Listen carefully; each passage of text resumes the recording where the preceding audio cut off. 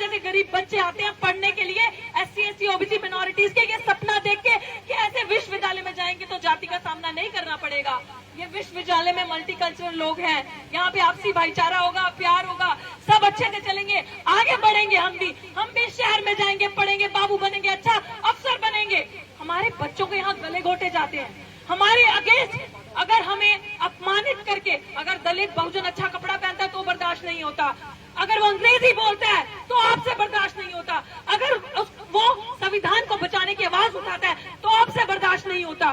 But अगर ये सारी चीजें आपकी नहीं चलती और वो डरता नहीं है, दबता नहीं है, और वो डॉक्टर रितु सिंह है गलती से, तो आप 35 बच्चों की झूठी फोर्जरी करके चिट्ठी लगाते हैं।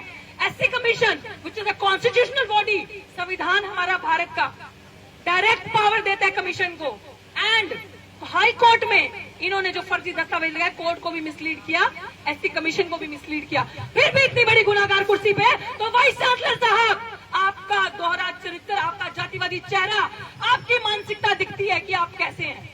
और अंत में मैं अपने बहुजन समाज के नेतागण, प्लीज मीडिया वालों, मुझसे मत पूछना आपके नेता क्यों नहीं आ रहे, उन नेताओं से पूछो ऐसे मूवमेंट पे बहुजन बच्चों का साथ देने क्यों नहीं आ रहे।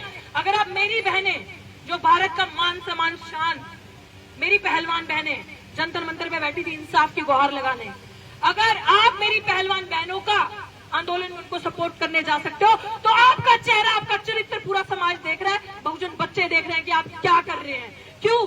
क्योंकि मैं जाति से जाट नहीं हूं, इसलिए मैं जाति से उस समाज से आती हूं कि जिनका सदियों से अत्याचार हुआ है, शोषण हुआ है, प्रताड़ना हुई है।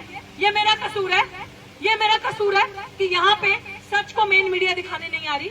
आप सबको प्रोटेस्ट की जानकारी सोशल मीडिया से मिली, कहीं किसी दिन यहाँ पे 1000 लोग होते हैं, किसी दिन 2000 होते हैं, किसी दिन 10 लोग होते हैं।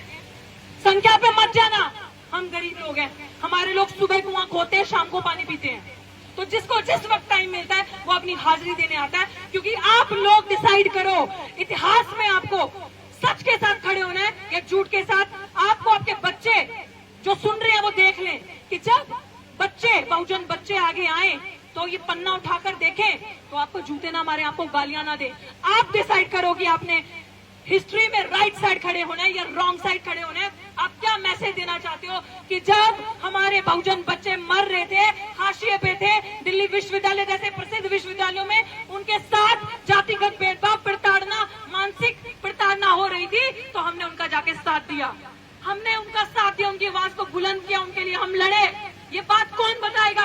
हम संविधान को बचाने निकले थे, हमने संविधान को बचाया था, इंसाफ दिलवाया था। ये बात कौन बताएगा? ये बात आप ही बताओगे ना।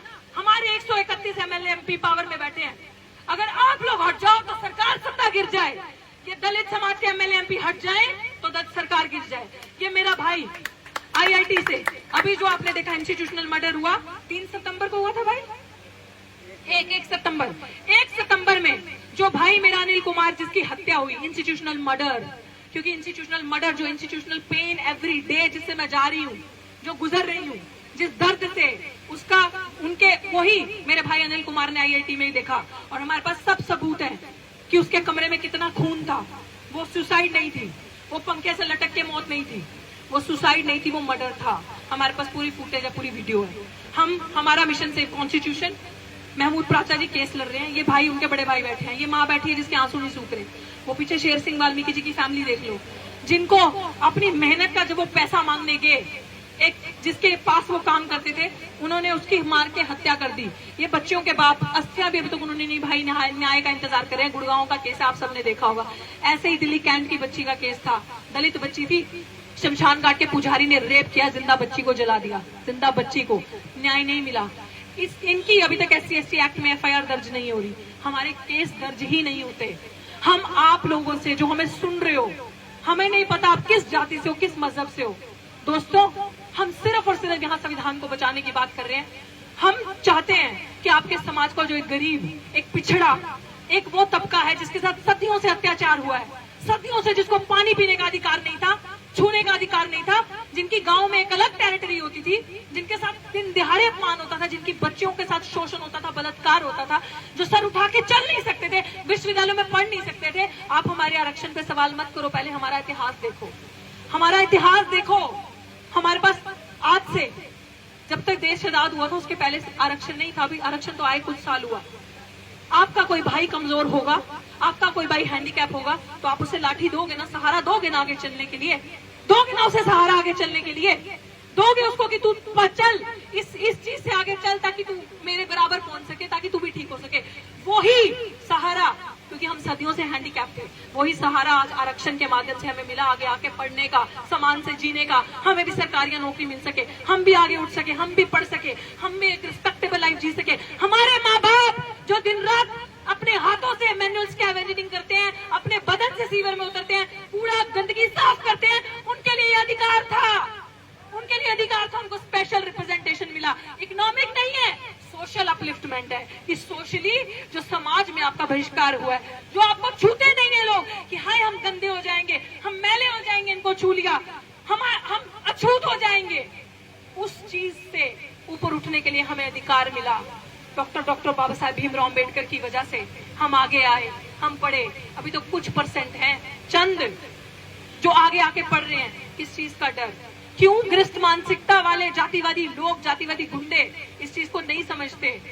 भारत को, प्रबुद्ध भारत को आर्टिकल 1 अखंड भारत जो बात करता है, सबको एक जैसा अधिकार है। हम तुम्हारे हक का, तुम्हारे अधिकारों का कुछ नहीं खा रहे। तुम्हें तो 50% जो है वो दिया संविधान ने, जो हमारा दिया है, हमारे बच्चे उसमें से लेकर आकर पढ़ते हैं, तो क्या दिक्कत है अगर हम आगे उठ रहे हैं, आगे बढ़ रहे हैं, आगे जा रहे हैं?